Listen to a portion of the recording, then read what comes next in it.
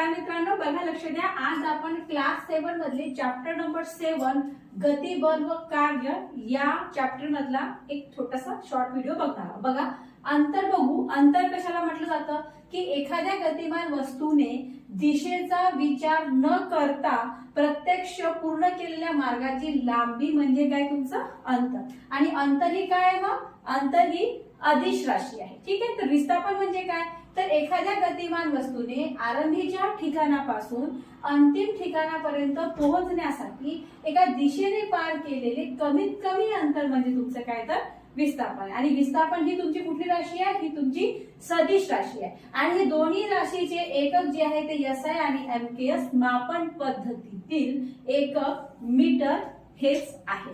अशाच शॉर्ट व्हिडिओसाठी प्रीती अकॅडमी हे चॅनल सबस्क्राईब करायला विसरू नका. थँक्यू.